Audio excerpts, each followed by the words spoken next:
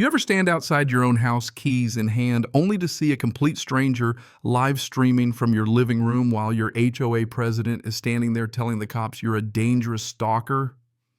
Yeah, that was me not too long ago. And I wish I was exaggerating.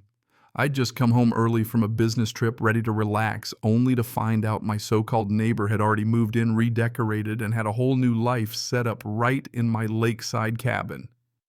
If you think HOA drama can't get any wilder than dues and lawn complaints, you're about to have your mind blown. Let me back up a sec, because where this story started and where it ended, man, nobody saw it coming.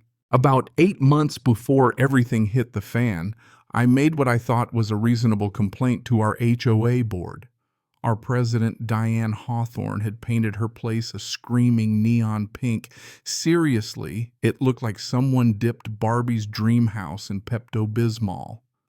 I'm a software guy. I like order and rules, so I figured this was simple. She'd fix the violation and we'd move on. Instead, Diane had to drop 15 grand on a repaint after a brutal HOA meeting where she got roasted in front of the whole neighborhood. I honestly thought I was doing the right thing, keeping our community standards in check. What I didn't know, I'd just given Diane a reason to ruin my life. For months after that meeting, Diane went all sugar-sweet smiling, waving, even acting interested in my travel schedule. "Oh, off to Seattle again," she'd ask, like we were old friends. Meanwhile, I had no idea she was taking notes, learning exactly when I'd be out of town, which neighbors would be gone, and exactly how to set me up. And somewhere in there, she recruited Stephanie Wilson, a woman I'd never even met, into her little plot. Stephanie, freshly divorced, in debt, and just desperate enough to buy whatever Diane was selling, got told my cabin would be a safe house for women escaping domestic violence. They built this whole fake history, police reports, therapy records, even staged photos of Stephanie with fake bruises. The one thing they didn't plan for my business trip got cut short. 5 days early, I pull into my driveway, and there's a car I don't recognize, curtains. I never bought even potted plants I didn't own. Through the window, I see Stephanie on her phone, live streaming a tour of my living room, talking about her cozy reading nook and how she loves her little kitchen. It was like I'd been erased and replaced in my own life. There was even mail addressed to Stephanie in my mailbox. Her clothes in my closet, her food in my fridge. This wasn't some squatter. This was a full-on hostile takeover. When she saw me through the window, the transformation was instant. 1 second. She's confident the next. She's screaming for help, calling someone, pointing at me like I'm Jack the Ripper. And within minutes, here comes Diane wearing this ridiculous crisis response vest she'd made, barking into her phone and telling 911 there's a dangerous stalker at 247 Lakeview Drive. I tried to explain this is my house. I don't know this woman, but Diane just kept ramping up the drama, drowning me out while Stephanie cried for the cameras. Officer Williams arrives, and I'm thinking, all right, finally logic will win. I hand over my ID, my mortgage docs, even my property deed.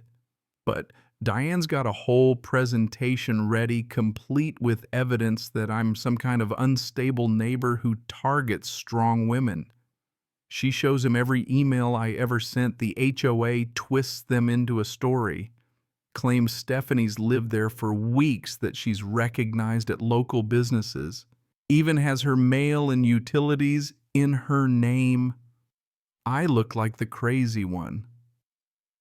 And then Stephanie starts name-dropping neighborhood spots, her favorite coffee shop, the hiking trail she walks, the grocery clerk who always checks in on her. But she makes a mistake, mentions loving the breakfast burritos at a coffee shop that opened after she supposedly moved in. I catch it, but in that moment it's all just noise to the cop. End result. I get escorted off my own property, hit with a restraining order, and my world starts crumbling. Overnight, Stephanie posts a viral video escaping my stalker. And just like that, I'm internet enemy number 1. Strangers were egging my car. My coworkers acted like I was radioactive, and my face was plastered on community alert flyers all over the neighborhood.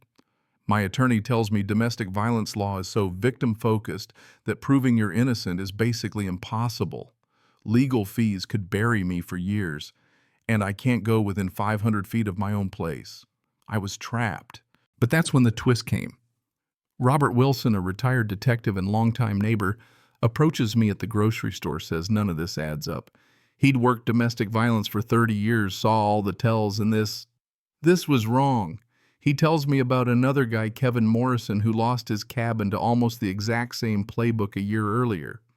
Turns out there were 3 other cases just like it all in our area. Same setup woman claims abuse moves and the real owner gets branded as a monster and loses everything. The glue tying these stories together. A professional victim for hire named Angela Thompson, who coached these women make up for fake bruises, rehearsed stories, the works. With Robert's help, I started connecting the dots. Screen grabbing every social post, lining up dates, building a timeline to prove Stephanie was lying.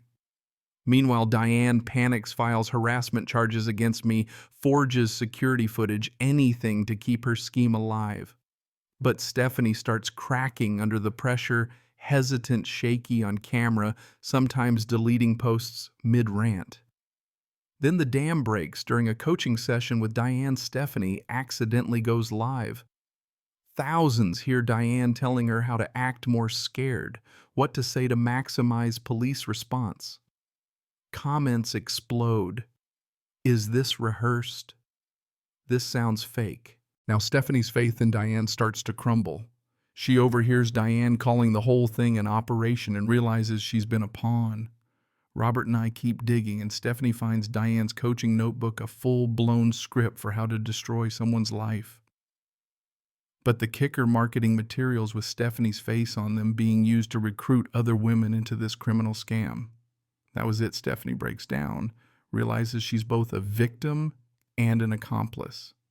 With our encouragement, she takes everything, wire recordings, bank statements, Diane's coaching materials, and heads straight to the FBI. The feds go wild. Stephanie's evidence cracks open a nationwide criminal ring, with Diane running operations in 3 states using fake domestic violence claims to steal almost 50 homes. The FBI raids happen fast. Diane tries to burn evidence, threatens Stephanie, even plots to have her assaulted by a masked man using my wallet to frame me. But the FBI catches her before any of that can go down. Angela gets caught at the airport trying to flee with a suitcase full of cash and confesses everything, $50 million in stolen property, a national network of corrupt HOAs, judges, and cops on the take. Diane, ever the drama queen, barricades herself in my cabin, goes live on social media, tries to paint herself as some feminist Robin Hood. The feds have none of it. Stephanie finally talks her into surrendering, and Diane's perp walk goes viral. The trial, absolute circus. Diane fires her lawyer's rants about conspiracies and ends up helping the prosecution just by showing how unhinged she really is. Angela's testimony, the recorded coaching sessions, the money trail, it all seals Diane's fate. She gets 35 years, no parole, all her assets seized, her meltdown televised for the world to see. After the dust settled, life actually got better. My reputation restored, my cabin's value doubled, and the whole country started paying attention. I started speaking at events about HOA fraud, helping victims, and working on legislation to protect homeowners. Stephanie racked with guilt. Does her community service becomes a therapist? And together we even run workshops for people caught in these scams.